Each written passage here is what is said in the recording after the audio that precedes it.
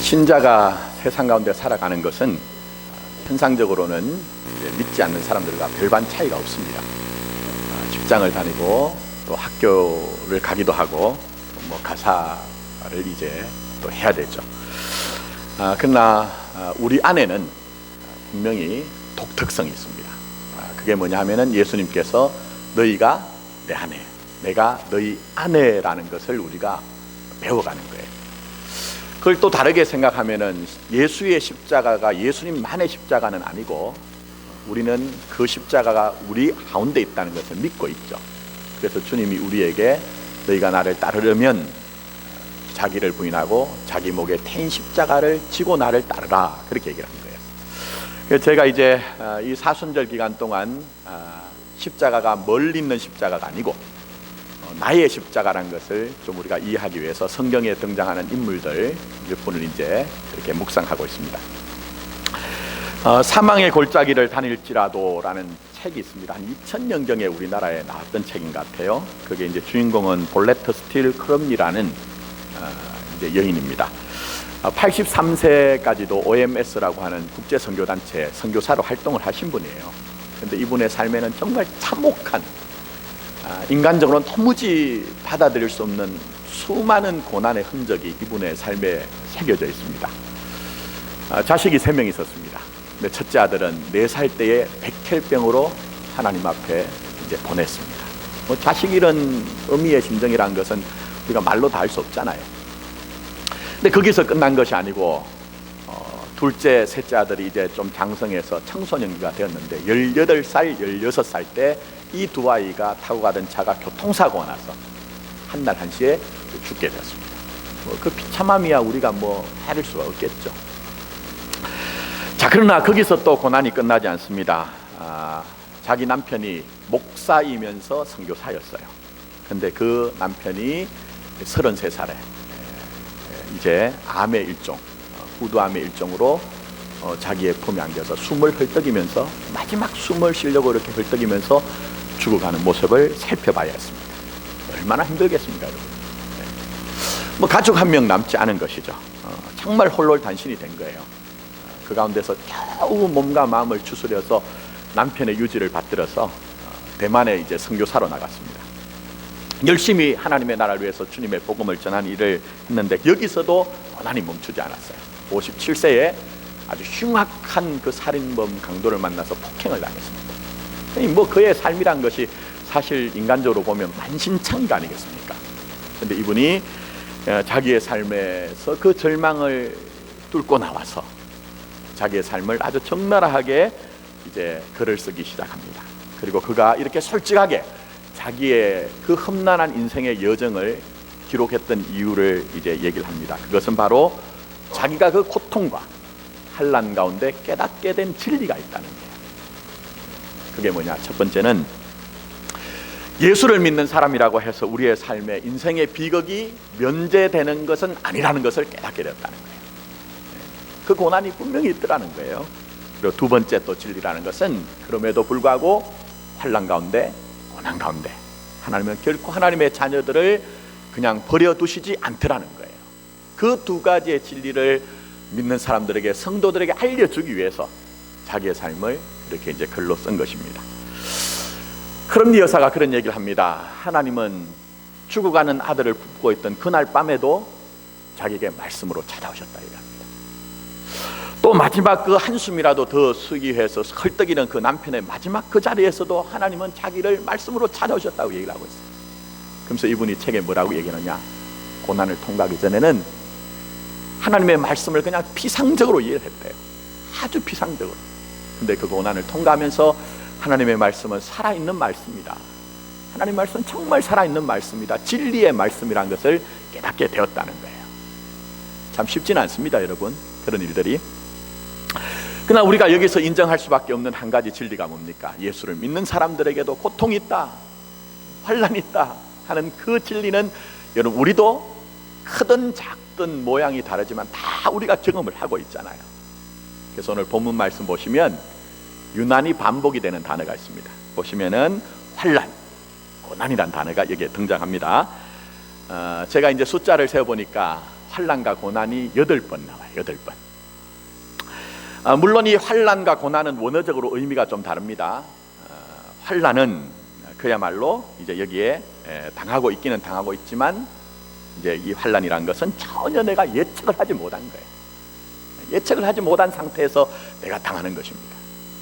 이 고난이라는 것은 반면 내가 어느 정도는 예측을 하고 있지만 내가 지금 겪고 있는 거예요. 근데 여러분 생각해 보십시오.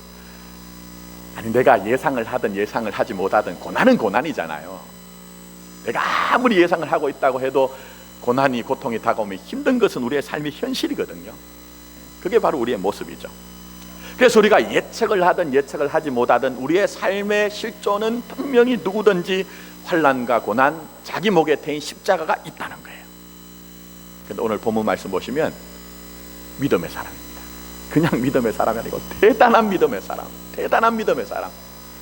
또 사명의 사람이었던 사도 바울도 오늘 말씀을 보시면 예외가 아닙니다. 예외가 아니에요. 자, 8절 말씀 보시면 어느 정도로 마음이 힘드냐 하면 살 소망이 다 끊어졌다. 살 소망이 다 끊어졌다. 이유는 있습니다. 8절 말씀에 아시아에서 당한 환난, 그 환난이 힘에 겹도록 심한 고난이었다 얘기합니다. 물론 주경학자들이 사도 바울이 당한 일이 뭔지를 이제 설명하는 부분이 있습니다. 제가 그것까지 일일이 다 얘기하고 싶은 것이 아니고, 그렇게 대단한 믿음의 사람이요 사명의 사람이었던 이 사도 바울도 정말 내가 어렵다고 얘기를 한다면 여러분들도 당연히 살 소망이 끊어지고 사형 선고를 받은 것 같은 그런 안타까운 것이 있는 것이 우리의 삶의 현실이라는 것이에요. 그게 분명하다는 것이죠. 자, 그래서 보시면은 사도 바울에게도 우리에게도 하늘이 무너져도 어떻게 된다고요? 솟아날 구멍이 있다. 근데 가만히 살다 보니 때로는 솟아날 구멍이 보이지 않을 때가 있어요. 솟아날 구멍이 전혀 보이지 않는 것 같은 그런 느낌이 들 때가 있어요. 또 산 넘어 산, 산 넘어 산이고 정말 우리가 엎친 데 덮친 격으로 숨쉬기조차 힘든 그런 형편이 사도 바울이나 우리에게도 있을 수가 있다는 것이죠. 근데 오늘 말씀을 잘 보시면 사도 바울은 계속적으로 그렇기 때문에 우울을 노래하지 않습니다. 내 인생은 절망이다, 내 인생은 밤의 노래로 거기에 끝마칠 것이다, 그렇게 얘기를 하지 않아요. 또 반면 뭐 그 정도 문제 그거 뭐 아무것도 아니죠, 그 정도 문제 아무것도 아니죠, 이렇게 자기의 호기를 자랑하고 자기의 영담을 내놓지 않습니다. 오늘 본문 말씀 보시면 자기가 당하고 있는 환난이든지 아니면 고난이든지 담담하게 바라봅니다. 그리고 그 환난과 고난을 그 자체로 이해하는 것이 아니고 더 높은 차원, 더 깊은 차원에서 의미를 생각하고 있습니다. 자, 그렇다면 우리에게도 때로는 살 소망이 끊어지고 사형 선고를 받은 것 같이 등장하는 이 환난과 고난을 어떻게 우리가 이해를 하고 어떻게 반응을 해야 되겠느냐 하는 거예요. 첫째, 우리 주님은 우리에게 하나님의 위로하심을 바라보라고 말씀하세요. 하나님의 위로하심을 바라봐라. 환난을 당하고 고난을 당할 때 그 문제만 바라보는 것이 아니라 너희를 지금도 풍성하게 위로하시는 그 자비의 하나님을 바라보라고 말씀하세요. 자, 사도 바울이 사실 이제 고난의 사람입니다. 사도행전을 봐도 그렇고 바울의 서신서를 보면 곳곳에 이 고난의 흔적이 나타나거든요. 그 가운데 하나, 고린도후서 11장 23절부터 28절까지 제가 사도 바울이 당한 일을 제가 읽어 드릴 테니까요, 사도 바울이 당한 일이 아니고 내가 그런 일을 당했으면 하는 마음으로 여러분 한번 들어보십시오. 마음을 열고 귀를 열고. 내가 수고를 넘치도록 하고 옥에 갇히기도 더 많이 하고 매도 수없이 맞고 여러 번 죽을 뻔하였으니 유대인들에게 40에 하나 감한매를 5번 맞았으며 3번 태장으로 맞고 1번 돌로 맞고 3번 파선하고 일주일을 깊은 바다에서 지냈으며 여러 번 여행하면서 강의 위험과 강도의 위험과 동족의 위험과 이방인의 위험과 신의 위험과 광야의 위험과 바다의 위험과 거짓 형제 중의 위험을 당하고 또 수고하며 애쓰고 여러 번 자지 못하고 추리며 목마르고 여러 번 굶고 춥고 헐벗었노라. 이 외에 이런 고사하고 아직도 날마다 내 속에 눌리는 일이 있으니 곧 모든 교회를 위하여 염려하는 것이라. 이렇게 얘기를 했어요. 내가 이런 일을 당하면 어떨까요, 여러분? 아찔하죠. 이런 일이 내게는 그래도 그나마 없으니. 사도 바울이 내적으로 외적으로 이런 이 환난이나 고난이라는 것이요, 관념적인 게 아니라는 거예요. 굉장히 실제적으로 현실적으로 지금 당하고 있다는 거예요, 여러분. 제가 조금만 더 읽어드리면 고린도전서 4장 13절에 이런 이제 장면이 등장합니다. 자기 자신에 대해서 내가 세상에 더러운 것과 만물의 찌꺼기 같이 되었다. 이거는 이제 적나라하게 번역하면 쓰레기 취급을 받았다는 거예요. 여러분, 우리에게 마지막 남아야 되는 것은 인간으로서의 존엄성이 중요하잖아요. 때로는 소유를 잃을 때도 있어요. 건강이 약해질 때도 있어요. 근데 그 마지막 지점에서 내가 인간으로서의 그 자존심 하나는 우리가 있어야 되거든요. 근데 그것조차도 전부 다 붕괴되고 무너져 내려서 인간으로서의 존엄성조차 어디도 찾을 수가 없다는 거예요. 얼마나 참혹하고 얼마나 비참할까요, 여러분? 그게 바로 사도 바울의 모습이에요. 말씀드린 것처럼 사도 바울은 그것이 자기의 결론이 아니었습니다. 그것이 자기의 결론이 아니었다니까요, 여러분. 그렇다면 이 사도 바울이 그런 자기가 살 소망이 끊어지고 때로는 사형 선고를 받은 것 같은 그런 지점에서도 여전히 무너지지 않았던 이유가 뭘까요? 그것은 하나님의 위로하심을 힘입었기 때문입니다. 하나님의 위로하심이 그를 덮었기 때문에 때로 당하는 그런 환난과 고난 가운데 무너지지 아니하고 오히려 그 속에서 하나님의 풍성하심을 노래하고 간증하고 증가하는 인생을 살 수가 있었다는 것입니다. 자, 3절 말씀 한번 보십시오. 이 사도 바울이 자기가 환난과 고난 가운데 만난 하나님을 이렇게 소개합니다. 저는 여러분들이 이런 하나님 만났으면 좋겠습니다. 그는 우리 주 예수 그리스도의 하나님이시요 자비의 아버지시요 모든 뭐라고요? 위로의 하나님이시며, 그 뒤에도 계속 위로의 하나님을 지금 설명하고 있어요. 내가 비록 지금 살 소망이 끊어지고 사형 선고를 받은 것 같은 극심한 환난과 고난 가운데서 그래도 그것을 견디며 그래도 그것을 이길 수 있는 이유는 내 지식이 많기 때문에, 내 능력이 많기 때문이 아니라 여전히 자비와 긍휼 가운데 내게 그 위로를 부어주시는 위로의 하나님이 함께 계시기 때문이라는 거예요. 여러분이 지금 당하고 있는 일들이 뭡니까? 때때로 내가 내 곁에 있는 사람들에게도 조차 말하지 못하는 그 환난과 고난, 그러나 우리의 모든 것들을 다 아시는 위로의 하나님을 만나시는 여러분 되기를 원합니다. 여전히 여러분을 위로하시는 그 자비의 하나님을 여러분이 만나시기를 원하는 것입니다. 그래서 오늘 본문 말씀 잘 보시면요, 이 사도 바울이 내가 지금 겪고 있는 환난이나 고난보다 위로의 하나님이 내게 주시는 위로가 훨씬 더 크다는 것을 설명하기 위해서 우리에게 한 가지 장치를 하고 있습니다. 그게 뭐냐? 이 환난이나 고난은 말씀드린 것처럼 도합 한 8번 정도가 나옵니다. 많다는 것이죠. 복잡하다는 거예요. 근데 여기에 등장하는 위로라는 단어는 이 환난이나 고난이 8번 등장하는 반면 10번 더 그렇게 더 많이 등장한다는 거예요. 무슨 얘기입니까? 내가 비록 환난을 당하고 내가 비록 고난을 당하지만 하나님의 그 위로하심은 훨씬 더 크고 훨씬 더 풍성하다는 거예요, 여러분. 그래서 이 더 크고 더 풍성한 하나님의 위로하심으로 말미암아 이 환난과 고난을 이길 수 있는 것이라고 우리에게 이 사도 바울은 우리에게 말씀하고 있는 것입니다. 근데 중요한 것은 이것입니다. 하나님의 위로하심이 뭐냐는 거예요. 하나님의 위로하심이, 네? 특별히 여기에 이제 위로라는 단어가 굉장히 중요한데요. 헬라 원어로는 파라클레시스란 말입니다. 원래 이 말은 어디서 왔느냐? 파라칼레오라는 말에서 왔어요. 이 파라칼레오라는 말이 굉장히 의미가 있습니다. 원어 자체가 중요한 것이 아니고 그 안에 담겨져 있는 내용이 중요한데, 이 파라칼레오라는 말은, 파라라는 말은 곁에라는 말이고 칼레오라는 말은 불러서 곁에 두다라는 말이에요. 그럼 하나님의 위로가 뭘까요, 여러분? 내게 주시는 하나님의 위로가 뭘까요? 그 하나님의 위로는 결국은 나를 불러서 아버지 하나님 곁에 나를 두는 거예요. 내가 환난을 당하고 내가 고난을 당해서 내 곁에 아무도 없고 심지어 천만인이 나를 둘러진친다 할지라도 그 마지막 지점에서 살아계신 하나님은, 위로의 하나님은 다른 사람들이 내 곁을 다 떠난다 할지라도 내 곁에 나를 불러서 나와 함께 하시는 하나님이란 거예요, 여러분. 여러분의 삶의 자리에 함께 하시는 하나님을 만나고 계십니다. 때로는 이 복합적인 세상, 때로는 진실이 어디에 갔는지 거짓이 이기는 것 같은 세상 가운데 여전히 여러분을 불러서 여러분 곁에 계시는 하나님을 만나고 계시냐 하는 거예요. 그 여러분, 하나님은 여러분 곁에 계십니다. 내가 비록 환난을 당하고 고난을 당해서 아무것도 보이지 않고 아무것도 들려지지 않는다 할지라도 그 위로하시는 하나님은 여러분을 불러서 여러분 곁에 함께 하시는 하나님인 것입니다. 그래서 이렇게 우리를 곁에 불러서 우리의 위로가 되시는 주님에 대해서 히브리서 4장 15절에 보면 이렇게 설명합니다.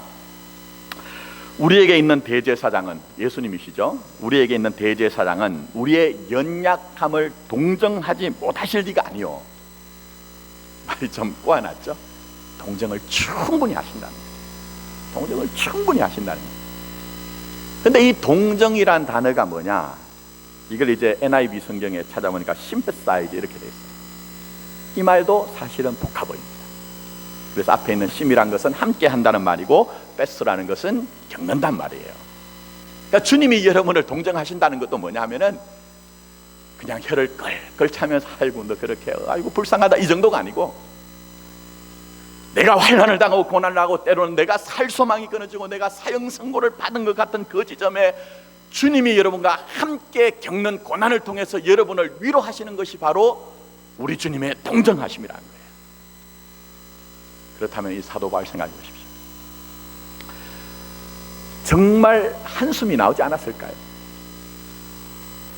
사도 바울도 답답하지 않았을까요? 때로는 눈물 나는 그 인생의 삶이 없었을까요? 근데 그때 하나님이 나와 함께 하신다는 것을 알았어요. 비록 사람들은 내게 손가락질을 하고, 비록 사람들은 나를 배반해서 떠나기도 하고, 비록 사람들은 나에게 그렇게 나를 모함하지만, 그러나 그 지점에 하나님은 나를 위로하신다는 것을 알았던 것이죠. 이렇게 우리를 위로하시는 하나님은 우리 함께 하십니다. 우리 함께 하시면서 떠나지 않고 여러분을 위로하시는 것이 우리 주님이시죠. 그래서 성경에서는 이런 우리와 함께 하시는 주님을 우리에게 보여주시기 위해서 여러 사건들, 여러 인물들을 등장시켰는데 그 가운데 한 사람이 스데반 집사님입니다. 아시는 것처럼 스데반이 복음을 전하다, 진리를 전하다 폭도들에게 돌을 맞습니다.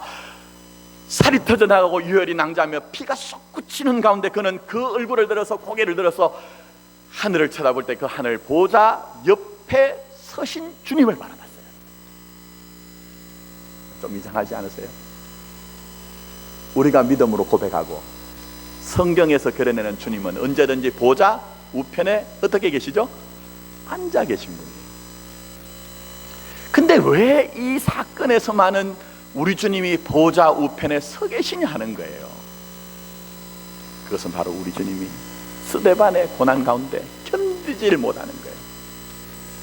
그냥 멀찍이 서 보시면서 힘내어라, 조금만 힘내라 하시는 것이 아니라 그 스데반이 그렇게 쓰러져서 돌을 맞고 피가 낭자하고 피가 솟구치는 가운데 주님이 함께 하시는 거예요, 여러분. 그렇기 때문에 어떤 면에서는 그 보좌 우편에 서신 주님이 스데반이 그 고난을 당할 때 그렇게 말씀하신 것 같아요. 스데반아, 스데반아, 네가 얼마나 아프냐, 네가 얼마나 고통스러우냐. 그러나 나도 저 거짓 말하는 사람들에게 내가 그렇게 모함을 당했노라. 네가 지금 피를 흘리고 유혈이 낭자한 가운데 고통 가운데인데 나도 십자가에서 내 살이 찢겨노라. 스데반아, 조금만 힘내자, 조금만 힘을 내자. 잠시 후면 네가 내 품에 안길 것이야. 그런 마음을 가지고 주님이 바로 스데반의 고난에 함께 하셨다는 거예요.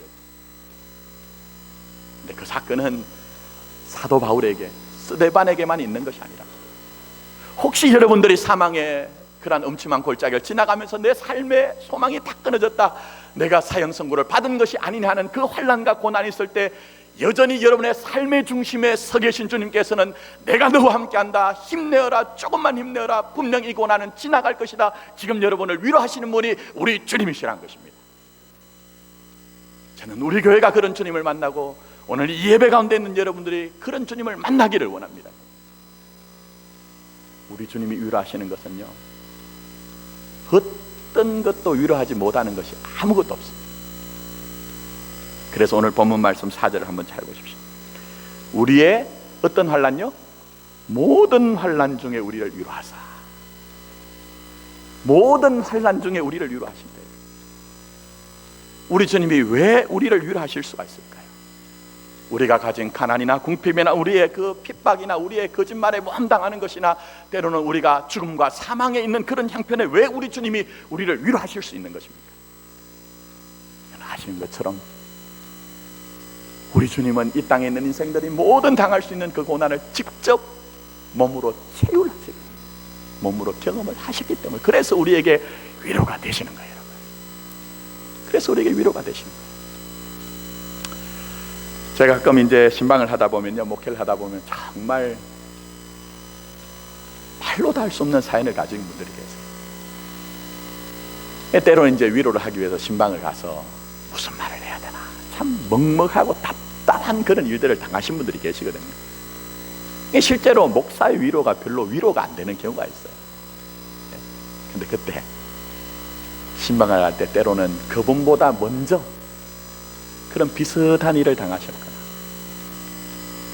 아니면 그분보다 더 복잡한 어떤 고난을 당하신 분을 데리고 가잖아요. 그리고 그분이 얘기를 합니다.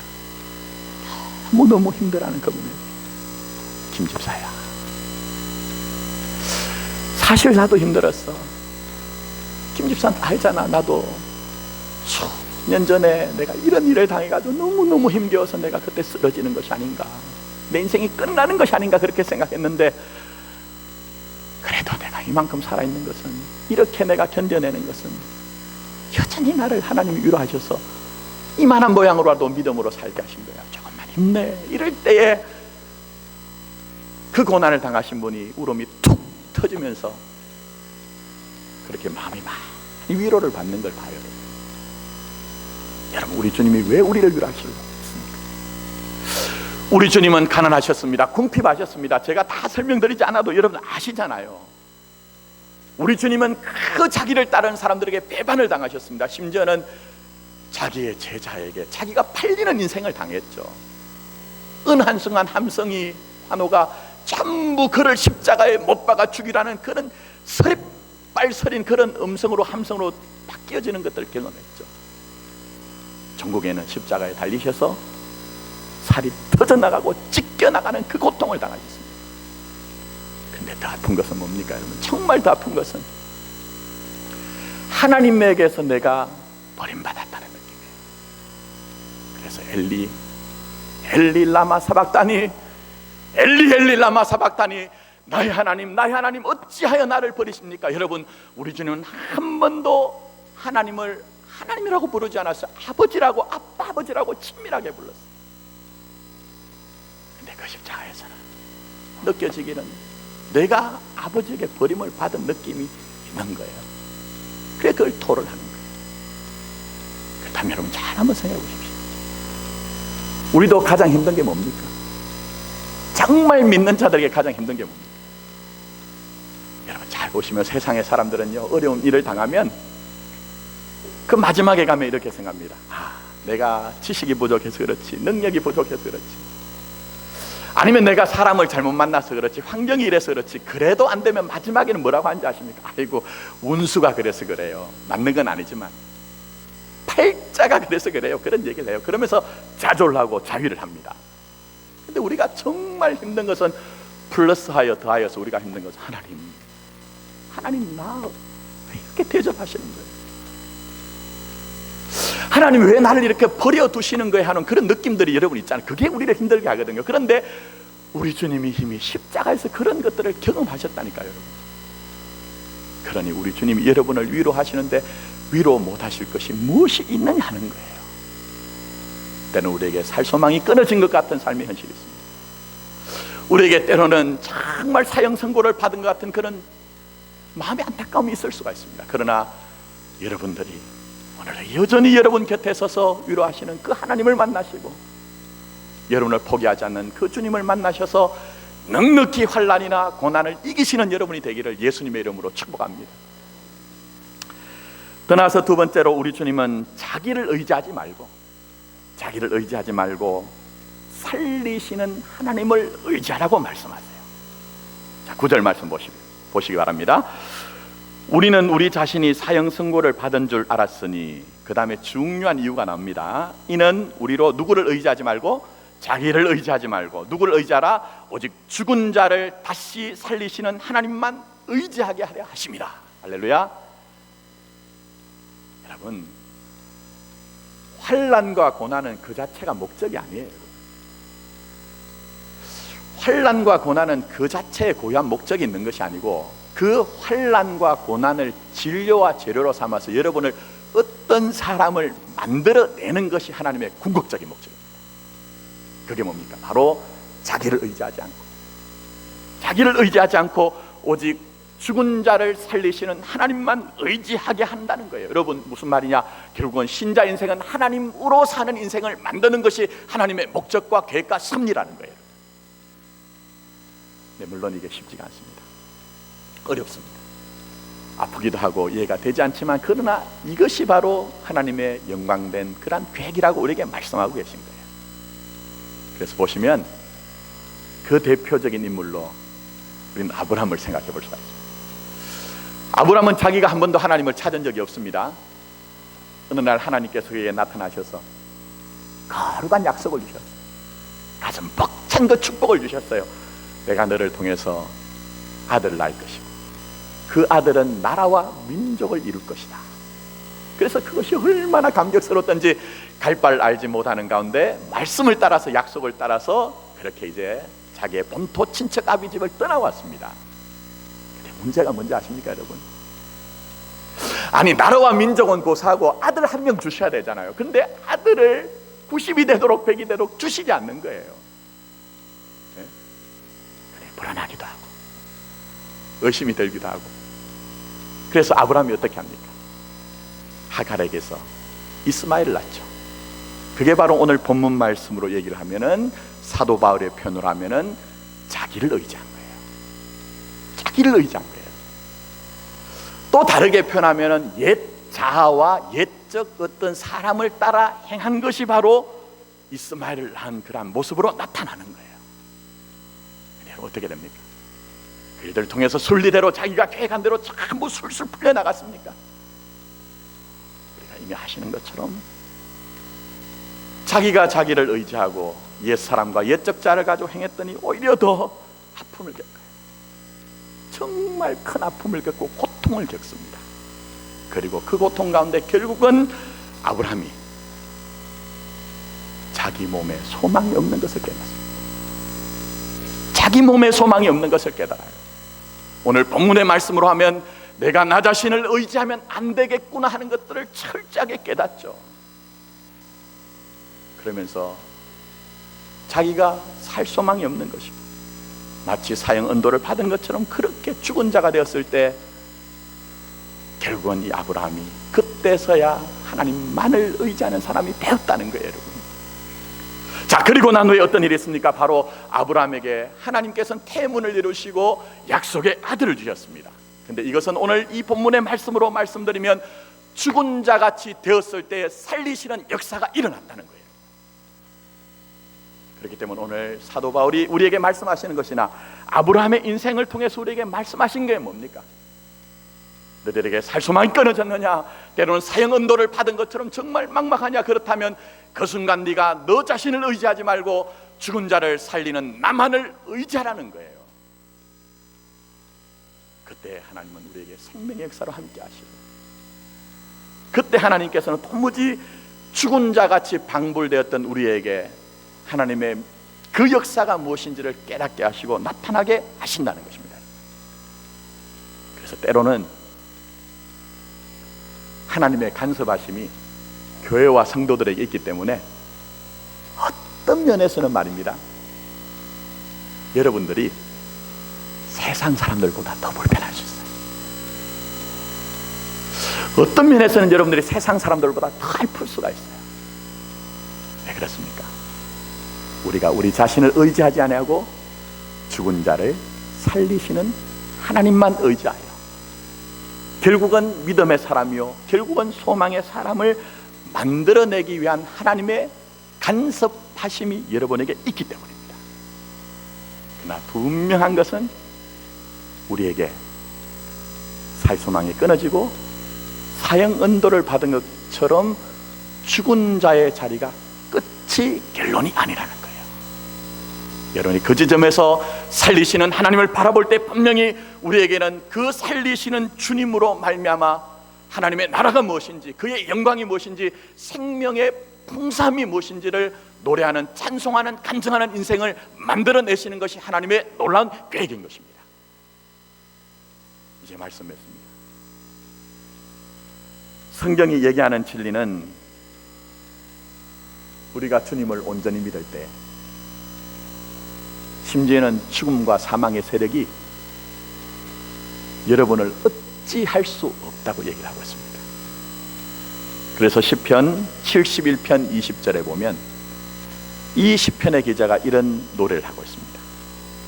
우리에게 여러 가지 심한 고난을 보이신 주께서 우리를 다시 살리시며, 사도 바울이 한 얘기가 똑같죠, 여러분? 자, 다시 한번 읽어드립니다. 우리에게 여러 가지 심한 고난을 보이신 주께서 우리를 다시 살리시며 땅 깊은 곳에서 다시 이끌어 올리시리라. 할렐루야. 어떻습니까, 여러분? 내 삶의 자리에서 내가 경험하고 있는 일들, 때로는 당했다고 생각하는 일들조차도 전부 다 어떻게 우리에게 기능하고 있는지 조금은 여러분 보이십니까? 그렇다면 때로는 여러분이 살 소망이 끊어지고 사형 선고를 받은 것 같은 그 지점에 여전히 내 곁에 서서 나를 위로하시는 주님을 바라보십시오. 주님을 바라보십시오. 그리고 그때에 실제적으로 내가 나를 의지하는 것이 아니라 다시 살리시는 주님을 믿고 의지하십시오. 그것이 무엇입니까? 오늘 본문 말씀 11절의 말씀 보면 사도 바울의 부탁처럼 하나님께 소망을 두고 기도하는 거예요. 간구하는 거예요. 포기하지 않고 주님을 부르는 거예요. 그때 하나님을 찬송하리로다. 그때 오늘 11절에 나오는 말씀처럼 우리는 감사하는 인생을 살 수가 있을 것입니다. 이런 은혜가 우리 교회와 여러분들에게 있기를 예수님의 이름으로 축복합니다. 아멘. 기도드리도록 하겠습니다. 사순절을 맞아서 십자가가